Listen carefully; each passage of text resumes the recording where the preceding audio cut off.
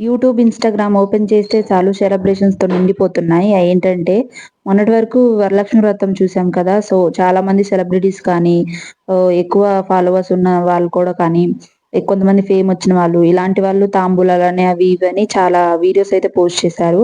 And ఇప్పుడు వినాయకుడు మట్టి మట్టి వినాయకుడిని చేయడం కానీ, అండ్ వినాయకుడు పూజ చేయడం కానీ, ఇలాంటివి ఎక్కువైపోయినాయి. అంటే కొంతమంది సెలబ్రిటీస్ పూజలు చాలా చక్కగా చేస్తున్నారు. అంటే చాలా బాగా అనిపిస్తుంది. అండ్ ఈ వీడియోలోకొచ్చేస్తే ఎండుమిర్చి టమాటో పచ్చడి చేస్తున్నాను. వినాయక చవితి కదా! నాన్ వెజ్ ఏం తినట్లేదు.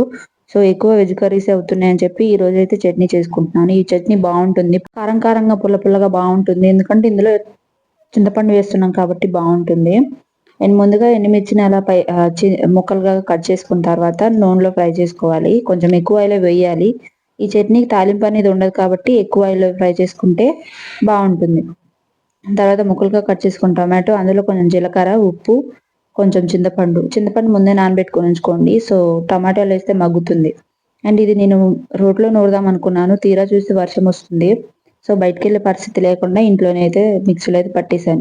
మిక్సీలో కూడా పట్టేసుకోవచ్చు వాటర్ అనేది యూజ్ చేయకుండా. మనం టమాటాలో ముందే పోసాం కాబట్టి అలా గుజ్జుగా ఉడుకుతుంది. అండ్ మిక్సీలో అయితే పడుతుంటే వాటర్ అనేది పోయనవసరం లేదు. అలా కచ్చా పచ్చాగా కోర్స్‌గా గ్రైండ్ చేసుకున్న తర్వాత టొమాటో ముక్కలైతే వేసేసుకోవాలి. ఇలా పేస్ట్ లాగా అయితే బావుంటుంది. తర్వాత కొంచెం 4 రెబ్బలు వెల్లుల్లి, తర్వాత కట్ చేసి పెట్టుకున్న ఉల్లిగడ్డ. ఇవి 2 యాడ్ చేసుకుంటే బావుంటుంది. ఉల్లిగడ్డ ముక్కలు కూడా కొంచెం గుజ్జుగా అవ్వకుండా ముక్కలు ముక్కలుగా ఉండేటట్టు చూసుకోండి. ఎందుకంటే తింటున్నప్పుడు టేస్ట్ ఉంటుంది. ఆ ముక్కలు మధ్యలో తగిలితే.